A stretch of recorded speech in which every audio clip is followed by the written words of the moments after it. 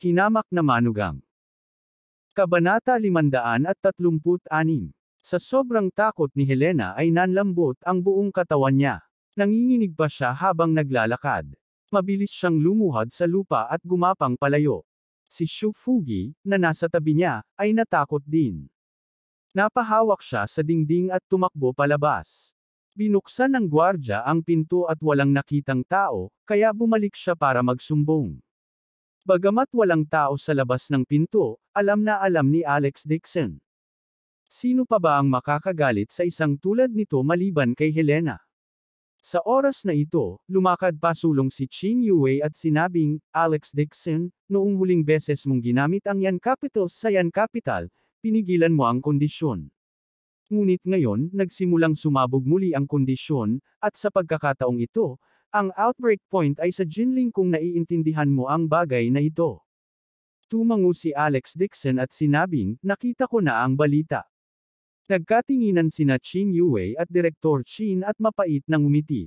Actually, mas malubha ang sitwasyon ngayon kaysa sa balita. Dahil masyadong mabilis kumalat ang virus, malamang na kumalat ito sa sentro ng lungsod sa loob ng 2 o 3 araw. Nagsagawa na ng mga hakbang ang ospital, ngunit walang magagawa. Anong klaseng sakit yan? Bakit ang seryoso? Kumunat ang noo ni Alex Dixon. Napabuntong hininga si Direk Chin at umiling. Iniimbestigahan din namin kung anong uri ng virus ito. Pero bukas, may darating na medical team mula sa ibang bansa at tutulong sa amin sa investigasyon. Sana ay matulungan din kami ni Curator Dixon. Okay. Alex Dixon nodded his head decisively. Kahit ano pa ang sitwasyon, basta may kailangan, tiyak na tutulungan tayo ng bawat miyembro ng National Clinic sa lahat ng mayroon sila. Libre din ang kanilang gamot. Napabuntong hininga si Chinwoo. Ang Curator Dixon ay isang matuwid na tao. Ito ay isang magandang bagay para sa akin, Hianxia. Sa kasalukuyan, ang isang bahagi ng mga pasyente ay ginagamot sa ospital ng lungsod. Curator Dixon, mangyaring pumunta bukas at tingnan kung may makikita kang anumang mga pahiwatig tungkol sa virus. Oo naman. Tuldok, tuldok, tuldok. Kinaumagahan, isang grupo ng mga tao ang dumating sa ospital ng lungsod. Pumasok si Alex Dixon sa ward at nabigla. Mahigit 20 pasyente na nasa ward, at lahat sila ay nasa bingit ng kamatayan. Biglang, ang electrocardiogram ng isang pasyente ay nagbigay ng isang matalim na alarma, at ang matalo na electrocardiogram ay agad na naging isang tuwid na linya. Agad na napasigaw ang nurse sa tabi niya sa alarma. Bilis, tumawag ka ng doktor. Tumigil ang puso ng pasyente. Huli na, sabi ni Alex Dixon sa malalim na boses. Agad siyang humakbang at itinulak ang nurse. Pinindot niya ang midpoint ng pasyente gamit ang kanyang kaliwang kamay at inilipat ang isang tipak ng enerhiya sa kanyang katawan. Sabay dikit ng kanang kamay at kinain ang gitnang 2 daliri. Mabilis niyang idiniin ang ilang puntos sa katawan ng pasyente. Agad na nagbago ang ekspresyon ng mukha ni Director Sun at sumigaw ito ng mahigpit. Alex Dixon, anong ginagawa mo? Kritikal ang kondisyon ng pasyente, at hindi ka maaaring kumilos ng walang ingat. Maglalakad na sana siya at hilahin si Alex Dixon palayo. Nang iaabot na ni Director Sun ang kanyang kamay, biglang inabot ni Director Chin at pinigilan siya. Umiling siya na may madilim na mukha. Si Director Sun ay mukhang balisa at nagmamadaling sinabi kay Director Chin, Chief Chin, ang pasyenteng ito ay may natatanging pagkakakilanlan. Siya ang matandang gobernador na pumunta sa Jinling City para mag-inspection. Paano niya hahayaan si Alex Dixon na kumilos ng walang ingat? Kung may gagawin, hindi kakayanin ng buong Jinling ang responsibilidad. Hindi nasisiyahang tumingin sa kanya si Direk Chin at sinabing, "Don't tell me you have a way." Ito. Nakaramdam ng awkward si Director Sun at nagpaliwanag, hayaan mo munang iligtas siya ng mga eksperto sa ospital. Malapit nang dumating ang medical team ng World Guards. Pagdating nila, there must be a way. Gaano man kalakas si Alex, si Dixon siya ay isang TCM na doktor pa rin siya ay nagpapakita ng pinakabagong mga medikal na instrumento upang mailigtas ang pasyente. Bago pa niya matapos ang pagsasalita, ang mahinang boses ni Alex Dixon ay tumunog sa ward. Tapos na. Natigilan si Director Son at napalingon sa gulat. Binawi na ni Alex Dixon ang kanyang kamay, at muling tumibok ang electrocardiograph sa bedside table. Ang matandang gobernador, na kanina pa huminto sa paghinga, ay nakahiga na ngayon sa kama na namumula ang mukha, at gumaling na rin ang kanyang dibdib. Sa pagkakataong ito, ang mga tao sa ward ay agad na nagulat, at sila ay nakatitig ng diretso kay Alex Dixon. Nang hindi umaasa sa anumang medikal na instrumento o kahit na cardiopulmonary resuscitation, talagang iniligtas niya ang pasyenteng huminto sa paghinga gamit ang kanyang mga kamay. Isa lang itong himala. Nagulat din si Direk Chin habang hinahabol niya ang kanyang hininga. Maya-maya ay bumalik siya sa katinoan at hindi napigil ang pumalakpak. Curator Dixon, ang iyong mga medikal na kasanayan ay napakahusay. Kung hindi ko ito nakita ng aking sariling mga mata, ito ay hindi ka panipaniwala. Pangit ang ekspresyon ni Direk Son, at natigilan siya sa kinatatayuan, hindi makapagsalita. Sa oras na ito, ang ilang mga doktor ay humihingal ng husto. Itinulak nila ang mga kagamitan sa resuscitation at nagmadaling pumasok sa ward. Nang makita nilang muling nabuhay ang pasyente, lahat sila ay natigilan. Itinagilid ni Director Chin ang kanyang ulo at sumulyap kay Director Son. Umuso siya at sinabing, hindi mo ba sinabi na kailangan natin ang pinakabagong kagamitang medikal para mailigtas ang pasyente? Mabagal ba ang TCM? Ito. Natigilan si Direk Son sa kinatatayuan. Nakaramdam siya ng sobrang awkward at dahan-daang sinabi, siguro. Baka nagkataon lang. Gumagamit na ang pasyente ng pinakamahal na imported na gamot para mag-maintain. Bago siya matapos magsalita, napalingon na si Director Chin. Hindi niya ito pinansin at nilagpasan siya. Humakbang siya sa gilid ni Alex Dixon. Habang naglalakad siya papunta sa gilid ng kama, biglang iniunat ni Alex Dixon ang kanyang kamay na parang kidlat at itinulak si Director Chin palayo. Agad nagalit si Director Son at sumigaw, Alex Dixon, how dare you? How dare you be rude to Director Chin? Huwag mong isipin na may mga mata ka sa ulo mo dahil sa pagligtas mo sa matandang gobernador. Humingi ka agad ng tawad kay Director Chin. Malamig na sabi ni Alex Dixon, Director Son, you and I have never met before. You are always against me. May misunderstanding ka ba sa akin? Sa simula pa lang, malinaw niyang naramdaman na si Direk Son ay galit sa kanya, at sadyang pinahirapan siya. Saglit na natigilan si Director Son, at pagkatapos ay sumigaw siya, anong kalokohan ang pinagsasabi mo? Iniisip ko ang kaligtasan ni Director Chin. Kung itulak mo si Director Chin palayo at masaktan siya, kaya mong pasanin ang responsibilidad. Malamig na sinabi ni Alex Dixon, kung si Director Chin, o magiging lahat kayo ay nahawaan ng virus na ito, si Director Son, gagawin mo ba ang buong responsibilidad para dito? Nagbago ang mukha ni Direk Son, at sinabi niya, ano ang ibig mong sabihin? Magsalita ng malinaw.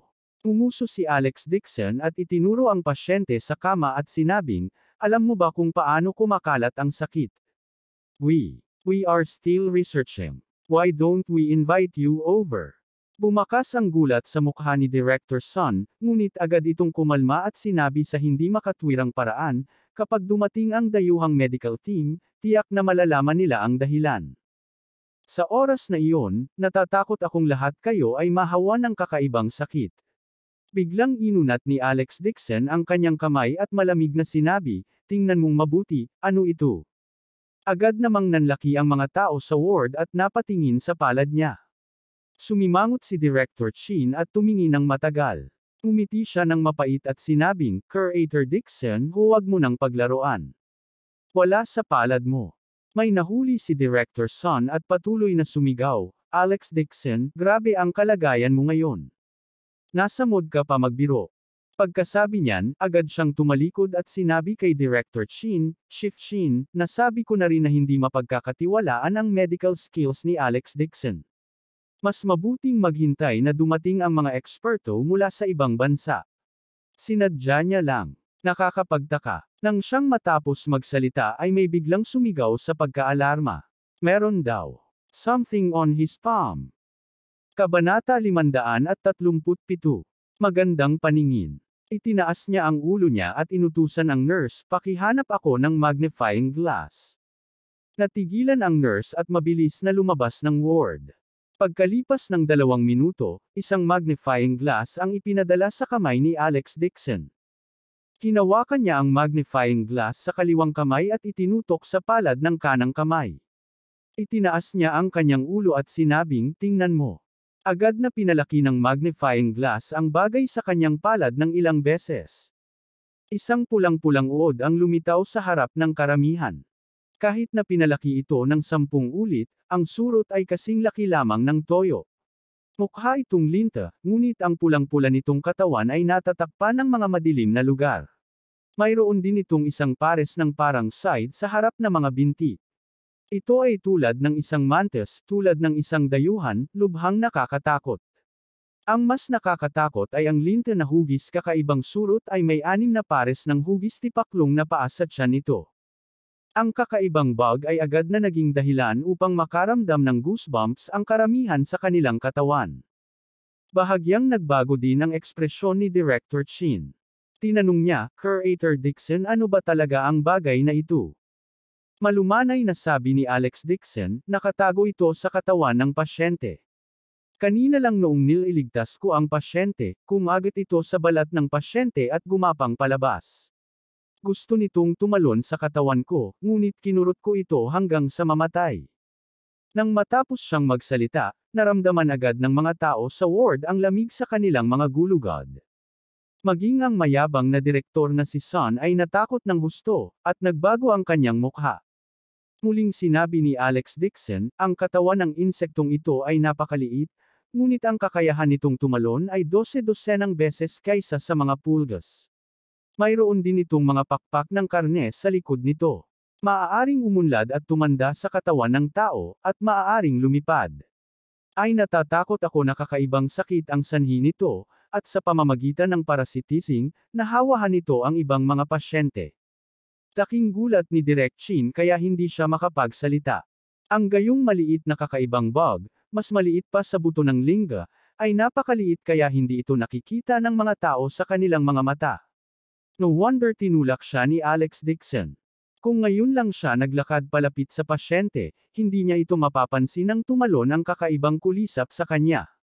Anong klaseng bug ito? Sa mundo ng biology, tinatawag mo itong mga cold-blooded animals. Malamig na sabi ni Alex Dixon, ito ay isang sanggol pa lamang. Hinahanap nito ang host nito. Baka lumaki pa ito sa katawan ng tao. Gayunpaman, hindi sinabi ni Alex Dixon ang huling pangungusap. Isa rin itong makamandag na uod.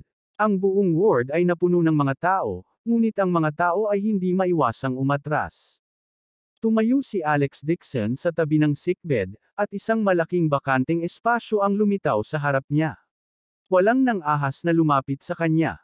Bumalik sa katinoan si Director Chin at agad na sumigaw, "Curator Dixon, mangyaring lumayo sa pasyente. Mag-ingat sa mga parasito. Ayos lang ako." Umiti si kalmadong kay Alex Dixon. Ang kanyang spiritual sense ay sumaikop sa buong ward. Hindi niya palalampasin ang kahit katiting na hangin. Ang makamandag na uod ay hindi maparasitize. Higit pa rito, ang ibabaw ng kanyang katawan ay natatakpan ng isang manipis na layer ng espiritong enerhiya, na ginagawa siyang hindi masusugatan sa mga sandata. Gayunpaman, upang hindi makapukaw ng hinala, naglakad pa rin siya sa gilid. Inabot ni Alex Dixon ang palad niya kay Director Sun at nakangiting sinabi, "Director Sun, gusto mo pa bang tumingin ulit?" Hindi. Sa sobrang takot ni Director Sun ay umiling siya at agad na tumayo sa pinakamalayo na distansya. Kumunot ang noo ni Director Chin at sinabing, "Hindi ko inaasahan na hindi ito virus, ngunit ang ganitong uri ng parasito. Ngunit sinuri namin ang mga likido sa katawan ng pasyente at wala kaming nakita." Alex Dixon said, "Tumubo ito sa muscles ng pasyente. Kapag nag-mature na, papasok sa utak." Takot na takot ang kanilang mga batang nurse kaya namutla ang kanilang mga mukha. Ang isa sa mga nurse ay bumagsak sa lupa at nagsimulang magsuka. Isang nurse ang umiyak at umiyak, kung ganoon ang kaso. Kung gayon, hindi ba't lahat tayo ay malamang na maging parasito? Tumingin sa kanya si Alex Dixon at tumango. Hanggat nasa loob ng 2 metro ang pasyente, may posibilidad na maparasit. Biglang nagbago ang ekspresyon ng mga nurse, at nagsimula silang umiyak. Namutla din ang mukha ng 2 doktor sa tabi nila. Masyadong nakakatakot. Ang ganitong uri ng parasito ay mas malakas pa kaysa sa virus. Hanggat ang isa ay malapit sa pasyente, maaari silang maging parasito. Higit pa rito, sa kasalukuyang mga kasanayang medikal, imposibleng bumuo ng paraan ng paggamot sa maikling panahon. Ang gayong maliit na parasito ay maaaring tumalon at kumagat sa balat. Imposibleng mag-ingat. Biglang naramdaman ni Director Chin na seryoso ang sitwasyon at agad na nagtanong, Curator Dixon, mayroon ka bang paraan para gamutin ang ganitong uri ng parasito? Nag-isip sandali si Alex Dixon. Ito rin ang unang pagkakataon na nakakita siya ng ganitong parasite. Higit pa rito, ito ay isang uri ng makamandag na uod. Ang mga tao sa ward ay buong pananabik na tumingin sa kanya, tinatrato siya bilang kanilang tagapagligtas. Naramdaman ni Direk Son na oras na para magpakitang gilas. Nagmamadali niyang sinabi, Chief Chin, inimbitahan ko na ang dayuhang medical team. Malapit na silang dumating. Siguradong makakahanap sila ng plano sa paggamot. Si Alex Dixon ay isang TCM na doktor. Sa tingin ko ay walang countermeasure. Anong problema sa TCM? Ang mga TCM na doktor ay hindi magagamot ng mga sakit. Hindi na kinaya ni Director Chin. Galit siyang sumigaw, ang TCM ay isang mahabang kasaysayan ng aking yansiya sa loob ng libu-libong taon. Napakaraming makajos na doktor mula noong sinaunang panahon. Kung hindi ka naniniwala sa Curator Dixon, umalis ka sa medical team ngayon at hayaan si Deputy Director Wang na kumuha, tapos na. Ang kanyang boses ay mabagsik, at si Director Son ay takot na siya ay nanginginig sa lugar. Mabilis siyang ngumiti ng paumanhin at nagpaliwanag. Director Chin, hindi naman ako naniniwala sa TCM, kundi ang foreign medical team ay nakatutok sa mga eksperto at doctorates sa bansa. Ang team leader, si Dr. Smith, ay ang honorary principal ng Kangxi Medical University. Siya din ang mga eksperto sa pagsasaliksik ng mga parasito. Pagkasabi noon, nagmamadaling humingi ng tawad si Director Son kay Alex Dixon. Curator Dixon, hindi naman ako naniniwala sa iyong mga medikal na kakayahan, ngunit ang kondisyon sa oras na ito ay talagang kritikal.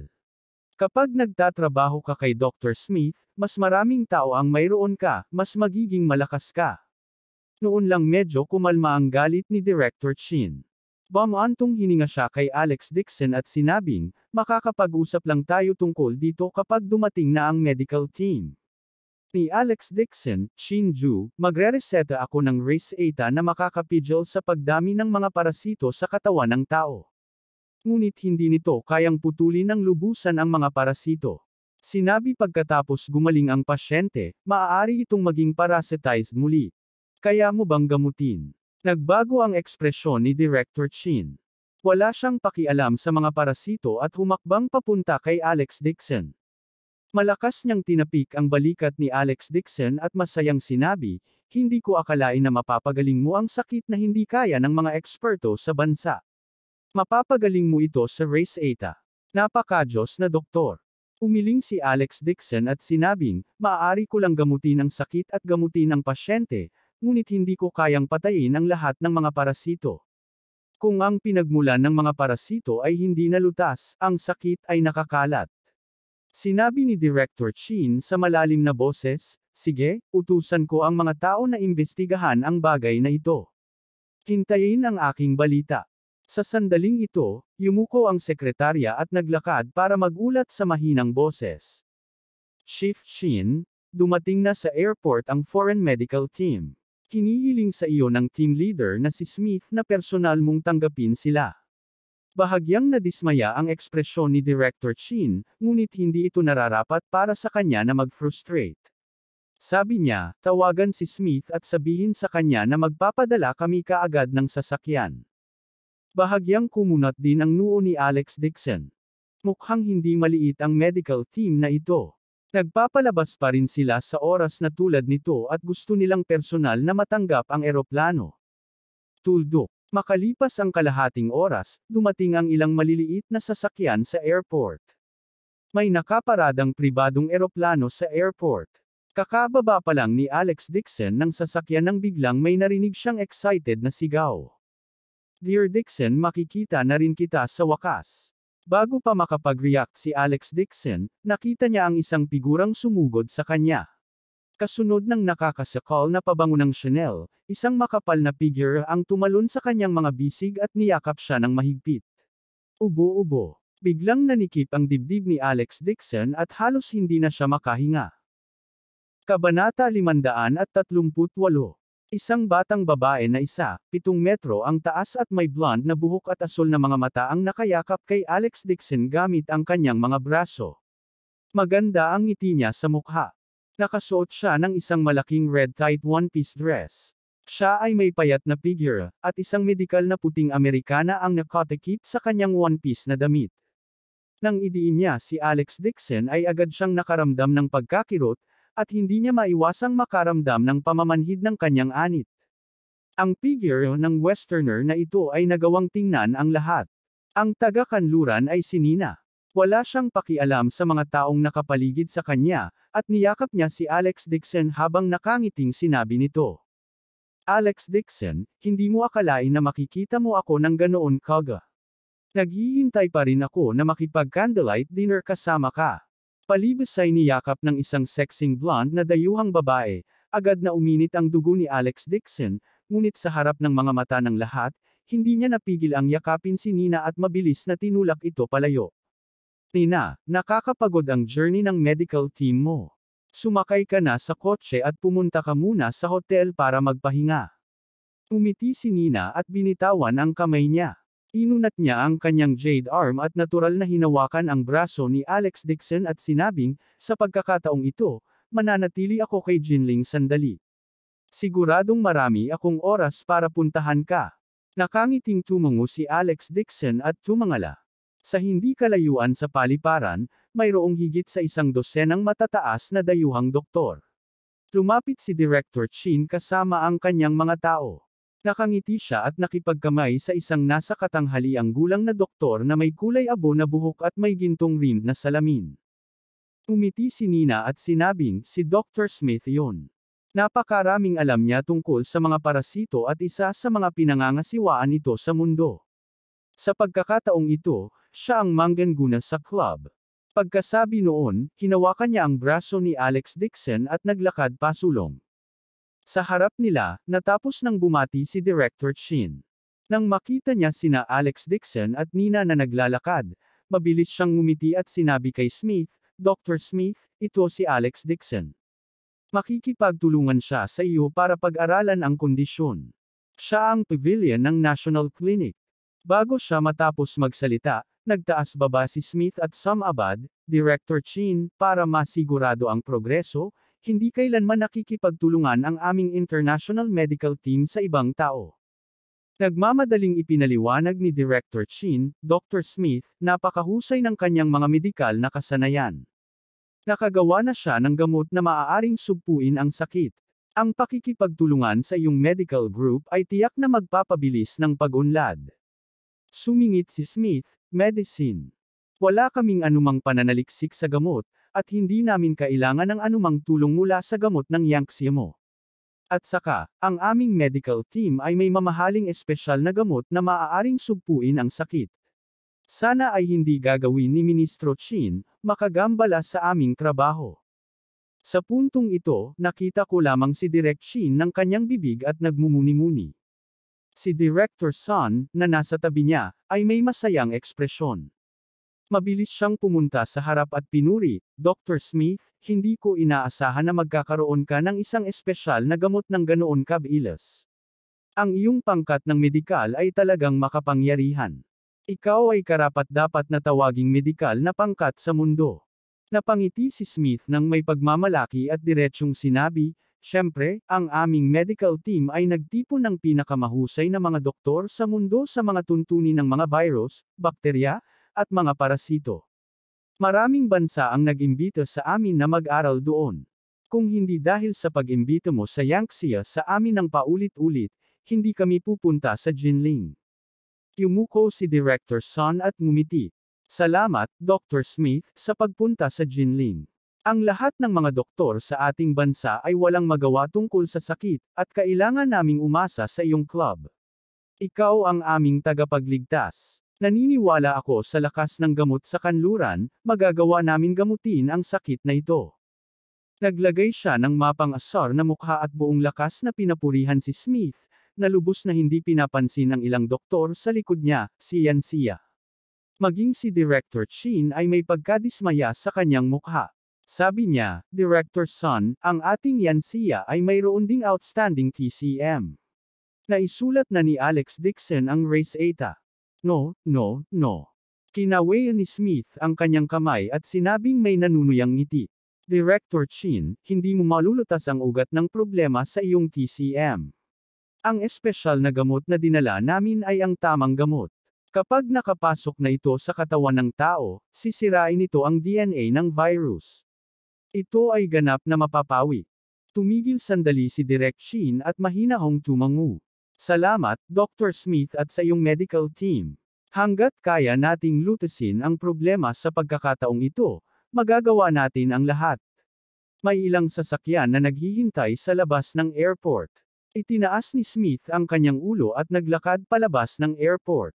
Sa sandaling ito, napansin niyang nakatayo si Alex Dixon sa gilid ng karamihan. Hawak-hawak ni Nina ang kanyang braso at nakangiting may sinasabi. Nang makita ang eksenang ito, bakas ng sama ng loob ang bumungad sa mukha ni Smith. Galit na tumitig kay Alex Dixon ang kulay abo-asul niyang mga mata. Matagal na siyang nine-love sa magandang si Nina, ngunit noong nasa ibang bansa na siya, paulit-ulit niyang sinubukang pasayahin ito, ngunit hindi siya gaanong pinapansin ni Nina. Maliban sa pagkakaroon ng academic exchange sa kanya, halos hindi siya pumayag sa kanyang imbitasyon. Si Nina ay isang mahalagang miyembro ng Street Martin Medical Union, at siya rin ay isang propesor ng patolohiya sa isang sikat na unibersidad sa medisina. Pareho siyang may hitsura at talento, at higit sa lahat, anak siya ng sikat na Kinay Financial Group. Sa hinaharap, magkakaroon siya ng malaking pamana ng 10 bilyong metro, na mas pinagnanasaan. Ngayon, nakita ni Smith na si Nina, na karaniwang hindi pinapansin, ay talagang nagkusa na ihagis ang sarili sa mga bisig ng isang binata na nakasuot ng ordinaryong damit. May matingkad pa siyang ngiti sa labi, at hindi maiwasan ng puso niya na mag-alab sa selos. Ngunit sa harap ng napakaraming tao, hindi maaaring sumiklab si Smith. Bumantong hininga siya, sinulyapan si Alex Dixon na may malungkot na tingin, at humakbang papunta sa Mercedes na sumasakay sa eroplano. Makalipas ang kalahating oras, isang grupo ng mga dayuhang eksperto ang dumating sa ospital. Upang malugod ang dayuhang pangkat ng medikal, matagal nang inutusan ni Direktor Son ang ospital na maingat na ayusin ang isang palapag para magamit ng pangkat ng medikal para sa layunin ng pananaliksik. Pinalamutian din ng bagong estilo ang meeting room. Mayroon ding isang buong hanay ng mga Italian na leather na sofa na nakaayos sa isang napakarilag na estilong European. Maingat na pinamunuan ni Director Son ang mga dayuhang eksperto sa kanilang mga upuan. Nagpatawag din siya ng ilang babaeng attendant para magdala ng kape. Sa sobrang abala niya ay tumakbo siya sa paligid. Inutusan ni Direktor Chin ang kalihim na ipadala ang medikal na impormasyon ng sakit na ito sa mga miyembro ng medical team ng hiwalay. Kinailan ni Nina si Alex Dixon para maupo, tumayo, at naiinip na sinabi. Lahat, bago tayo mag-usap, gusto kong ipakilala ang isang huwaksiya na makajos na doktor sa inyong lahat. Ang kanyang mga medikal na kasanayan ay namumukod-tangi, at siya ang pinakamahusay na TCM na nakita ko. Pagkatapos sabihin niyon, tumingin siya kay Alex Dixon habang nakangiti at sinabing, ito si Dixon. Nina, we are now discussing the condition. Please don't bring in unimportant people. Tinulak ni Smith ang salamin niya at dirdiretsong pinutol. Bakas sa mukha niya ang panunuya. At saka, nasa grupo namin ang pinakahuhusay na doktor. Hindi namin kailangang makipagtulungan sa ibang tao. Agad na ipinaliwanag ni Nina, Dr. Smith, si Alex Dixon ang pinakamahusay na doktor sa ospital sa Yansia. Naniniwala ako na kapag nakipag-ugnayan ka sa kanya ng isang beses, tiyak na magbabago ang iyong pananaw. Hindi na kailangan. Hindi man lang siya nilingon ni Smith at ibinaba ang ulo. Walang pakialam niyang sinabi, hindi kami nakikipagtulungan sa ibang tao dahil sa mga medikal na tagumpay, maraming tao ang hindi. Nalungkot si Nina at sinabing, ginagaranti ako sa aking karakter na ang mga kasanayan ni Alex Dixon sa medisina ay napakatalino at may kukumpara sa mga miyembro ng aming grupo, kahit na ilang beses na higit sa akin. Sa bulwagan, may mababang bulalas ng pagkagulat. Maraming foreign experts ang nagtaas ng ulo sa pagtataka at tumingin kay Alex Dixon. Kabanata 539. Nasa tuktok na ng mundo ang medical skills ni Nina. Kahit sa grupo, kakaunti lang ang mga eksperto na nalampasan siya.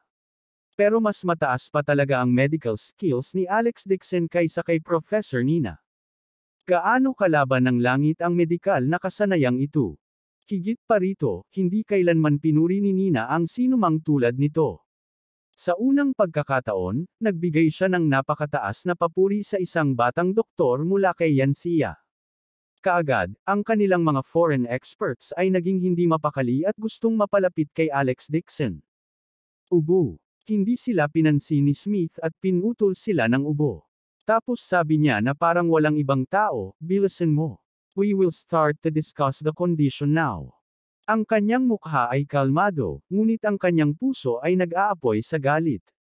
Talagang ipinagtanggol ni Nina si Alex Dixon na mas lalong nagselos. Dr. Smith. May gustong sabihin pa si Nina.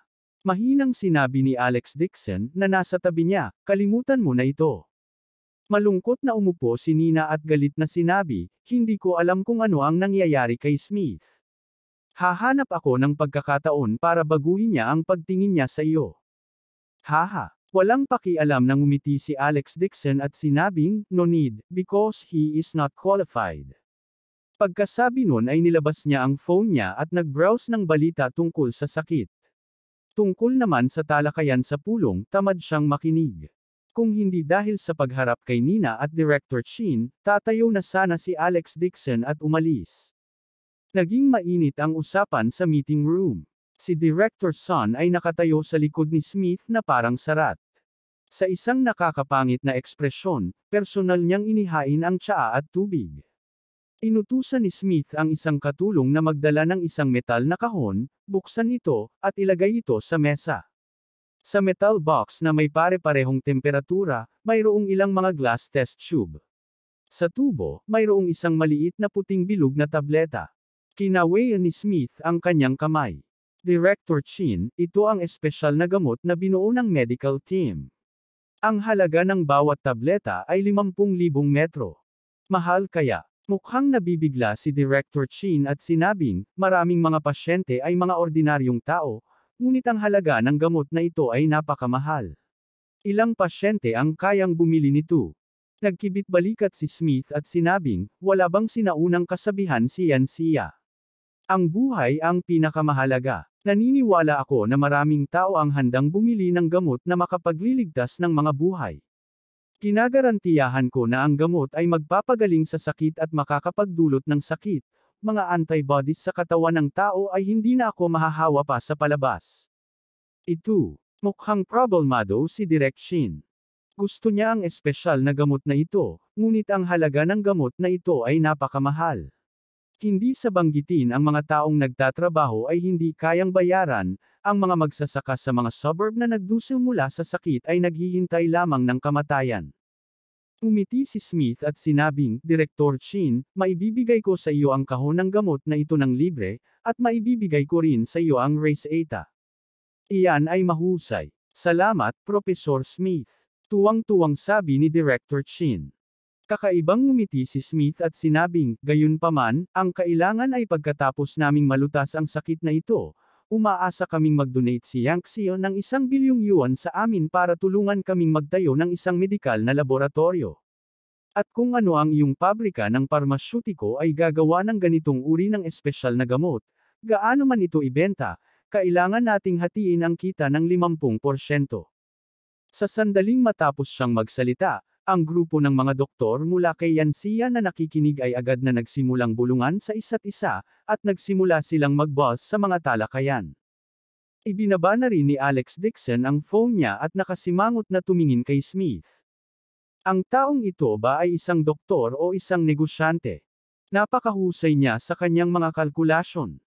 Hindi lang siya humiling ng isang donasyon na 1 bilyong yuan, nais din niya ang 50% ng kita ng gamot, at hindi sila nagbabayad kahit 1 sentimo para dito. Ito ay isang ganap na basura. Hindi naiwasang sabihin ni Nina, Leader Smith, bago kami pumunta sa Jinling, wala kaming anumang paghiling. Walang pasubali na tinutulungan namin si Yang Xia. Inihad ni Smith ang kanyang mga kamay. Aniya, Profesor Nina, ito ang napag-usapan ko sa chairman. Ito ang walang pag-iimbot na pasasalamat ni Yan Xia sa pagtulong sa amin. Puno ng pawis ang noo ni Director Chin. Hindi niya inaasahan na gagawa ng ganoong pagsunod si Smith. Profesor Smith, kailangan kong tanungin ang aking superior. Pagkatapos sabihin iyon, tumayo si Director Chin at lumabas ng pinto para tumawag. Sa sandaling ito, isang nurse ang kumatok sa pinto at pumasok na may dalang palanggana ng gamot. Director Son, ngayon lang kami nagtimpla ng gamot para kay Dr. Dixon at hayaan ang pasyente na inumin ito ayon sa utos ni Director Chin. Hiniling din sa akin ng direktor ng ospital na dalhin ang gamot sa iyo kung sakaling may mangyari. Inip na ikinaway ni Director Son ang kanyang kamay. Alisin mo. Bakit siya pumunta dito para manggulo? May isang nangungunang Western medicine sa mundo dito. Bakit siya nagdala ng ganitong uri ng lokal na gamot dito? Mabilis na lumingon ang nurse. Sa sandaling ito, biglang tumayo si Smith at pinigilan siya. Lumapit siya para tingnan ang gamot at kinuha ang isang talam ng damo sa gamot. Tumangala siya na may halong pang-iinis at nakangiting sabi. Oh, ito na pala ang gamot na sinasabi mo, gamot na nakakapagpagaling ng karamdaman. Hindi ba ito tinimplahan ng dahon? Itong murang sabaw, wala ba talagang problema sa pagkain? Mabilis na tumayo si Director Son at sinabi sa isang nakakapuri na paraan, hindi pa ito nakumpirma. Ngunit tiyak na hindi ito kasing kahulugan ng iyong espesyal na gamot na hindi kasama ng 5,000 yuan bawat tableta. Nanunuya ang ekspresyon ni Smith. Nilasahan niya ang sabaw ng gamot sa daliri at agad na sumigaw na may exaggerated expression. Anong klaseng lason ito? Napakahirap kainin. Agad namang nagpakawala ng mahinang tawa ang karamihan. Biglang isang malamig na boses ang umalangaw. Ibaba mo ang gamot. Dahan-daang bumangon si Alex Dixon, malamig ang mukha. Sarcastic na kibat balikat ni Smith. Sabi nila makajos kang doktor, pero sa tingin ko ay sinungaling ka. Sa ganitong uri ng gamot sa pagpapakain ng baboy, kung talagang nakakapagpagaling ito ng mga sakit, sumikat na sana ang Yansia TCM sa buong mundo. Bago pa siya matapos magsalita ay bigla siyang nakaramdam ng panlalabo sa kanyang mga mata, kasunod ang matinding pananakit ng kanyang pulso. Sa ilalim ng mapagbantay na mga mata ng lahat, ang figure ni Alex Dixon ay kumislap at lumitaw sa harap ni Smith, hinawakan ang kanyang pulso. Arg! Sobrang sakit ng pulso ni Smith. Isang nakakadugo na hiyaw ang pinakawalan niya na para siyang baboy na kinakatay. Kumalas siya sa pagkakahawak at nahulog sa lupa ang gamot na nasa kamay niya. Sa oras na lumipad ang mga spark mula sa isang piraso ng flint, casual na iniunat ni Alex Dixon ang kanyang kamay at sinalo ang mangkok ng gamot. Dahan-dahan niya itong inilagay sa mesa. Sobrang sakit. Let go. Namula ang mukha ni Smith sa sakit habang humahagulgul. Mahigpit na hinawakan ni Alex Dixon ang kanyang pulso at mahinang ngumiti. Dr. Smith, you are not qualified to touch my medicine. At saka, sana hindi ka magsisi sa sinabi mo ngayon. Pagkasabi noon ay binitawan na niya ang kamay at naglakad palabas ng meeting room nang hindi man lang tumitingin kay Smith. Bumalik sa katinoan si Director Son at agad na umungol, Alex Dixon. Sino ang nagbigay sa iyo ng lakas ng loob? Ang lakas ng loob mong maging bastos sa mga banyagang doktor. Kapag bumalik si Director Chin, tiyak na i-report ko ang lahat ng nangyari ngayon lang. Tumayo din si Nina at binigyan si Smith ng hindi nasisiyahang tingin. Lumabas din siya ng meeting room na naka-high heels. Patuloy na sumisigaw si Smith sa sakit. Magulo ang buong meeting room. Sa sobrang galit niya ay naging mabangis ang mukha niya. Isang TCM na doktor lang mula kay Yansia ang talagang nang-ahas na gawin ito. Hindi nirerespeto ang isang world-class expert na tulad niya. Galit na galit si Smith kaya itinulak niya si Director Sun na umalis sa kanya, palayo. Dinampot niya ang upos ng sigarilyo at itinapat sa panggamot na sabaw at marahas na nagmura. Itong klaseng pagkain ng baboy, kahit gamitin ko pang hugasan ang Cub 8, madumi. Nagmamadaling humingi ng tawad si Director Sun, Dr. Smith, please calm down. Masyadong mayabang ang batang ito, tiyak na parurusahan ko siya at padadalhan ka ng mensahe. Kabanata 540. Alex Dixon lumabas ng meeting room nang hindi lumilingon. Ayaw na niyang mag-aksaya pa ng oras sa mga taong ito. Sa kanyang mga mata, ang grupong ito ng Western medicine ay halos hindi maituturing na mabuti. Kung ikukumpara sa mahiwagang kasanayang medikal ng 10 milyong taon sa 9 Profound Heaven Scripture, maaari nilang gamutin ang mga buto ng laman, pagalingin ang mga patay, at kahit na ibalik ang mga tao sa kanilang kabataan at pahabain ang kanilang buhay ng 100 taon. Paano madarama ng isang grupo ng mga dayuhang doktor na may kaunting kaalaman tungkol sa kanluraning medisina? Ang tunog ng nagmamadaling high heels ay nagmula sa kanyang likuran. Naabutan siya ni Nina habang hinahabol ang hininga. Hinawakan niya ang kamay nito na may paghingi ng tawad sa mukha. Alex Dixon, I apologize for what happened just now. I'm really sorry. Hindi nila naiintindihan kung gaano kaganda ang medical skills mo. Puro kalokohan. Nahihiya akong maging isa sa kanila. Dixon, sana mapatawad mo ako. Huwag mo akong pansinin. Tulala si Smith. Ayoko nang makipagtrabaho sa kanya. Sa sobrang galit ni Nina ay namula ang mukha. Ang mga alon ay patuloy na tumataas at bumababa. Obviously, galit na galit siya. Walang kinalaman sa iyo ang nangyari sa kanila. Ipinatong ni Alex Dixon ang mga kamay sa balikat ni Nina. Kaibigan pa rin kita. Pagkasabi nun ay tumalikod na siya at naglakad palabas ng ospital. Nakatayo si Nina sa koridor ng ospital at galit na ikinuyom ang kanyang mga kamao. Bagamat casual na sinabi ito ni Alex Dixon at walang pakialam sa naisip ni Smith, kailangan niyang mag-isip ng paraan para mapatunayan ang medikal na kakayahan ni Alex Dixon sa medical team. Nang bumalik si Director Chin sa meeting room, alam niyang nakaalis na si Alex Dixon. Bagamat hindi nagustuhan ni Director Chin si Smith na minamaliit siya mula sa itaas, kritikal ang kanyang kalagayan sa ngayon, kaya wala siyang ideya. Napipilitan lang niya ang sarili na pumayag sa pagpasok. Marami sa mga doktor sa ospital ang nagpakita ng kawalang kasiyahan sa kanilang mga mukha. Halata na sinasamantala nila ang sitwasyon para samantalahin ang sitwasyon, at kumikilos pa rin sila sa ganoong kagalang-galang na paraan. Walang magawa ang mga doktor tungkol dito. Kung gusto nilang lutasin ang ugat ng problema, kailangan nilang umasa sa espesyal na gamot sa mga kamay ni Smith. Ang Race 8 na orihinal na inihanda ni Alex Dixon ay pinirito na sa isang sopas at ipinamahagi sa mga pasyente. Gayunpaman, sa ilalim ng mahigpit na kahilingan ni Smith, ang Race 8 ng ospital ay kailangang ipaalam sa mga pasyente na huwag uminom ng gamot kundi uminom ng espesyal na gamot sa halip. Gayunpaman, mayroon pa ring ilang mga pasyente na hindi naniniwala sa dayuhang gamot at nagmatigas na uminom ng gamot. Tuldok. Pag-uwi ni Alex Dixon, nakita niyang nakaupo na ang lahat sa sala. Karaniwan, ang biyenan na si Albert Lewis ay abala sa kanyang tindahan ng mga antigong bagay sa araw-araw. Sina Zhang Faang at Xu Fugi ay lumabas din sa araw at bumalik lamang sa gabi. Ngunit ngayon, lahat ng tao sa pamilya ay natipon. Hindi lang iyon, lalo pang seryoso ang atmosphere sa sala.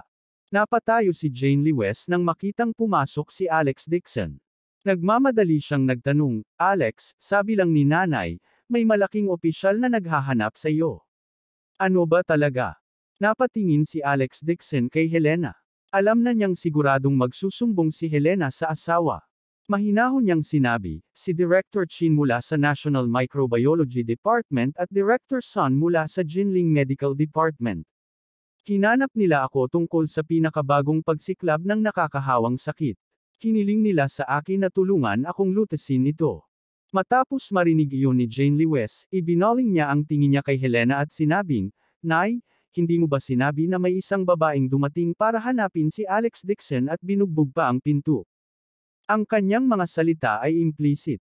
Sa totoo lang, umiyak si Helena at gumawa ng malaking kaguluhan sa bahay ngayon. Sinabi ni Alex Dixon na nakipag-ugnayan sa isang babae at sa ibang tao ay dumating upang hanapin siya at si Shufugi.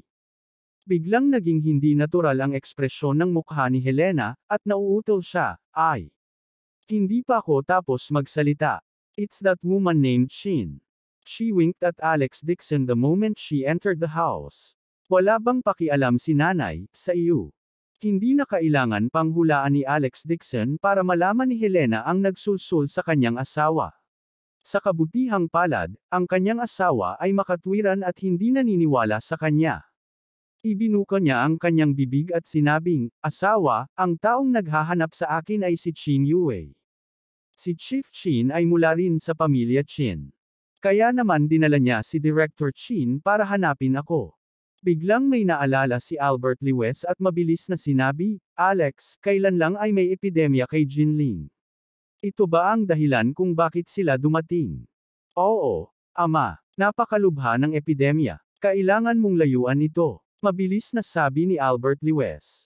Karaniwang mahilig maglaro ng mahjong si Helena at bihirang magbasa ng balita. Agad niyang tinanong, "Anong nakakahawang sakit?" Sinabi ni Albert Lewes, "Hindi mo ba nakita ang iyong grupo sa WeChat? Nagkaroon ng pagsiklab ng nakakahawang sakit sa labas ng Jinling, at napakabilis na kumalat ang sakit. Sinimulan na nitong isara ang lungsod. Maging ang bilang ng mga tao sa nabawasan, ang gustong bumili ng mga antik sa akin." Bahagyang kumunat ang noo ni Jane Lewes at nag-aalalang tumingin kay Alex Dixon. Alam niya ang tungkol sa nakakahawang sakit ni Jinling, ngunit mas nag-aalala siya sa kaligtasan ng kanyang asawa. Hindi ito sineseryoso ni Helena at malungkot na sinabi, "Anong nakakahawang sakit? Lahat ng ito ay kasinungalingan. Lahat kayo ay takot na takot. Kuya, napakalakas ng nakakahawang sakit na ito." Hindi rin napigilan ni Zhang Faang ang sarili at tumayo at kinakabahang sinabi, "Noong namimili ako, sinasabi ko ang sakit na ito sa lahat ng dako at narinig ko na maraming tao ang namatay sa labas ng lungsod." Binuksan ni Albert Lewes ang kanyang telepono at nag-scroll sa kanyang WeChat moments at ipinasa ito kay Helena. "Tingnan mo." Ang nagtanong post sa kanyang WeChat moments ay tungkol sa nakakahawang sakit na nakahahawa sa mahigit 2,000 tao. May picture din ng pasyente. Ang balat ng pasyente sa larawan ay naging dark green at may mga namuong dugo. Nakahiga siya sa hospital bed sa sobrang sakit.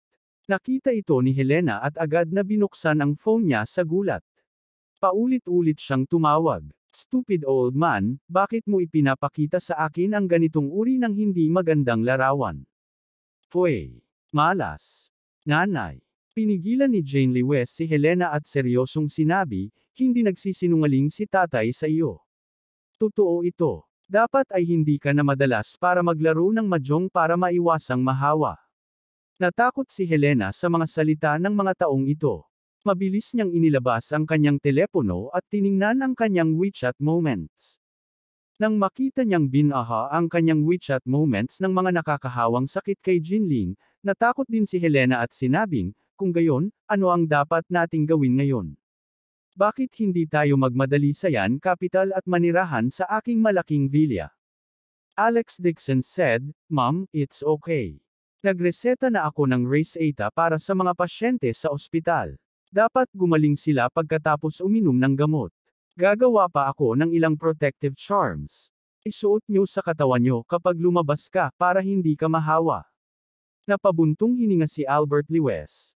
"Alex, kami, ang Lewes family, kailangan mo pa ring umasa sa amin pagdating ng panahon."